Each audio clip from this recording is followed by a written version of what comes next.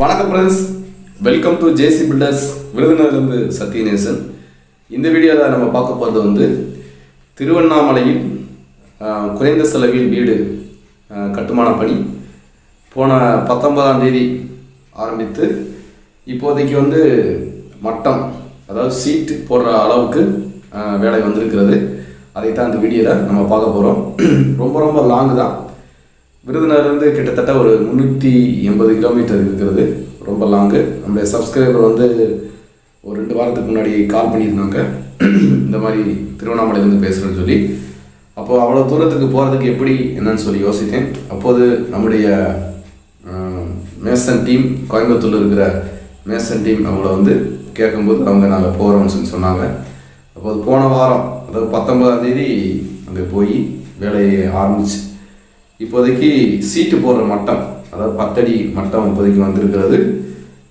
அவங்க போய் ரொம்ப சிரமப்பட்டு, ஏன்னா வந்து ஒரு காட்டு பகுதி, அந்த இடத்துல அங்கே போய் முதல் நாள்லாம் பார்த்தீங்கன்னா அந்த காட்டுக்குள்ளே தான் படுத்திருக்காங்க.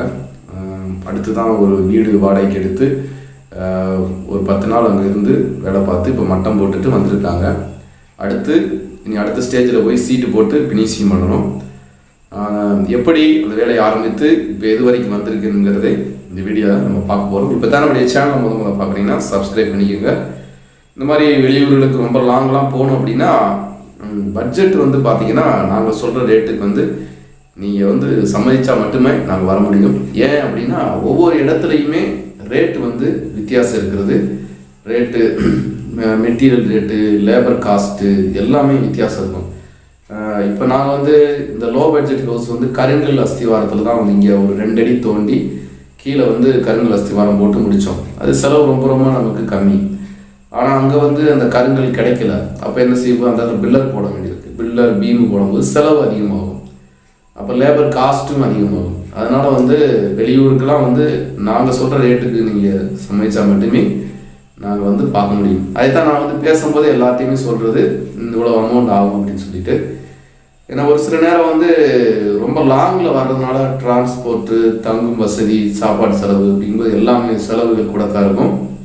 ஆனாலும் ரொம்ப அதிகமாக வர்றதுக்கு வாய்ப்பு இல்லை. உங்களுக்கு எந்த அளவுக்கு நாங்கள் குறைத்து செய்ய முடியுமோ கண்டிப்பாக செய்து தருவோம். இது வந்து ஒரு லாப நோக்கம் கிடையாது. உங்களுடைய கட்டுமான செலவு எங்களுடைய குடும்ப செலவுன்னு சொன்ன மாதிரி அப்படி தான் நாங்கள் ஒர்க் பண்ணிக்கிட்டு இருக்கிறோம். அதனால் தொடர்ந்து கண்டிப்பாக உங்களுக்கு சேவை செய்வோம்.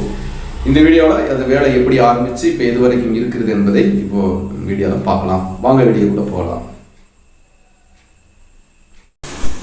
கோயம்புத்தூர்லேருந்து நம்ம மேசன் டீம் அனுப்பி வச்சேன். அவங்க வந்து பார்த்திங்கன்னா நைட்டு கிளம்பி காலையில் வந்து அதிகாலை அங்கே போயிட்டாங்க. அங்கே போய் முதல்ல வந்து பில்லருக்கு மார்க் பண்ணுறாங்க. பில்லருக்கு மார்க் பண்ணிவிட்டு அடுத்து திங்ஸ், மெட்டீரியல் எல்லாமே பக்கத்தில் வந்து எம்சாண்டு, சிமெண்ட்டு எல்லாமே வந்து வர சொல்லி ரெடி பண்ணிக்கிட்டு இருந்தாங்க.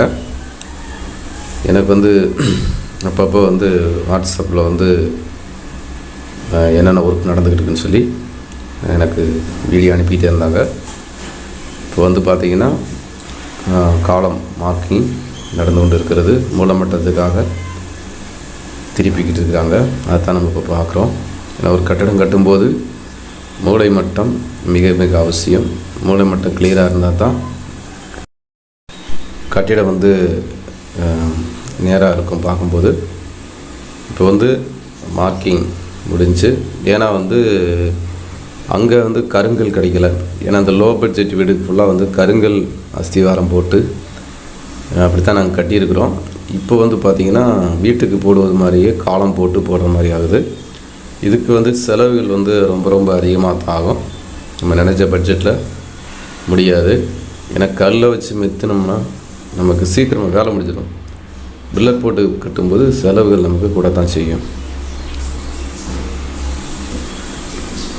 இப்போ ஜேசிபி வச்சு குழி தோண்டிக்கிட்டு இருக்காங்க. முதல் நாள் வந்து குழி தோண்டியாச்சு. மறுநாள் தான் வந்து காலம் நிறுத்துறது.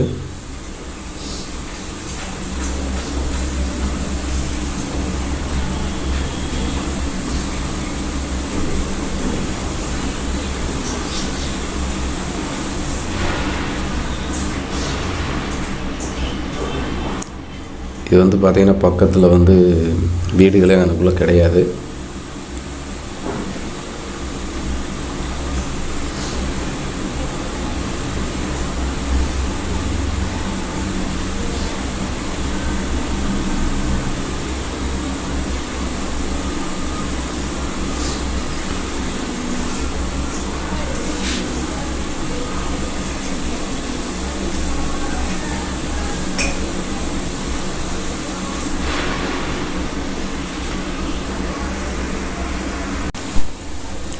இது வந்து பார்த்திங்கன்னா முதல் நாள் வந்து குழி தோண்டியிருக்காங்க. மறுநாள் காலையில் பார்த்திங்கன்னா குழி நிறையா வந்து தண்ணி வந்துச்சு.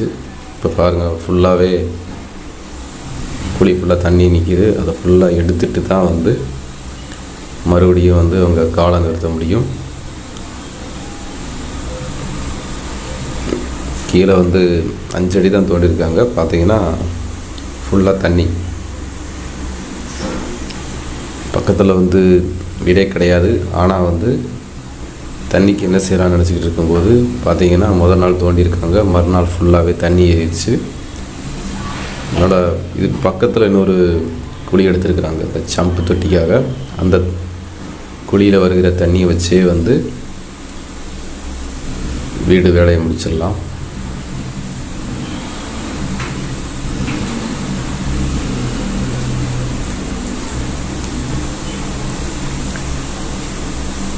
இப்போ வந்து பார்த்திங்க அப்படின்னா குழியெல்லாம் மூடியாச்சு. மூடி இப்போ பிளிந்த் பீம் அளவுக்கு வந்துருச்சு. இது வந்து ரிங்கு உரை இறக்கி இருக்கிறது பாத்ரூம் டாய்லெட்டுக்காக.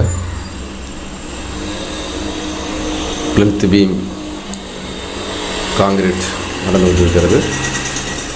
இதுக்கு வந்து செலவுகள் கூட வரும். ஏன்னா லோ பட்ஜெட் ஹவுஸுக்கு இப்படி ஒர்க் பண்ணோம் அப்படின்னா ரேட் அதிகமாக தான் வரும். கருங்கல் போட்டு நம்ம நிரப்பி கொண்டு வந்தோம் அப்படின்னா செலவு குறையும். இது வந்து ஒரு வீடுக்கு எப்படி நம்ம பில்லர் போட்டு பீம் போட்டு கட்டுவோம் அதே மெத்தடு தான். மேலே வந்து சாலிடு பிளாக் கல் கட்டுமானம் நடந்து கொண்டு இருக்கிறது.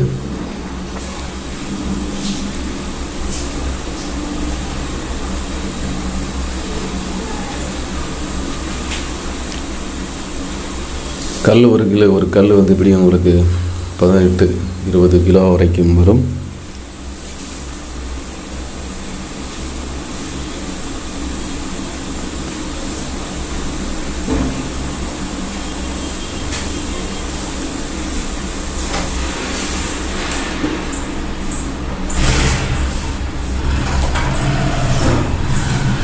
எப்பயுமே கீழே ஒரு கல் ஆஸ் பண்ணும்போது லெவல் பார்த்துக்கிறது நல்லது. அப்போ தான் வந்து நமக்கு மட்டை ஒன்று போல் இருக்கான்னு தெரிஞ்சுக்கணும். இப்போ பார்த்தீங்கன்னா ஒரு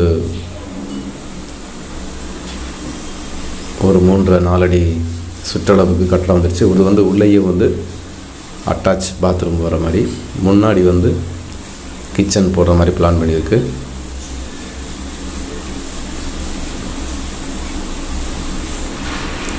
மிகுந்த சவால் நிறைந்த ஒர்க்கு. ஏன்னா ரொம்ப லாங்கு டிஸ்டன்ஸு. இங்கே போய் முதல் நாள் தங்குவதற்கு இடம் இல்லாமல் இந்த இடத்துல தான் கீழே தான் காட்டுக்குள்ளே தான் படுத்து தூங்கியிருக்கிறாங்க. அடுத்து ஒரு 2 நாள் கழித்து ஒரு வாடகைக்கு ஒரு வீடு பார்த்து அங்கே போய் தங்கி அடுத்து வேலை பார்த்தாங்க. சாப்பிட்றதுக்கும் கடைகள் பக்கத்து கிடையாது. அதுவுமே கிட்டத்தட்ட ஒரு 3 கிலோமீட்டர் நடந்து அவங்க சாப்பாடு ஒரு ஆள் வாங்கிட்டு வந்து சாப்பிட்டுக்கிட்டு இருந்தாங்க. இப்போ பார்த்திங்க அப்படின்னா அதாவது சீட்டு போடுற அளவுக்கு மட்டம் வந்துருச்சு.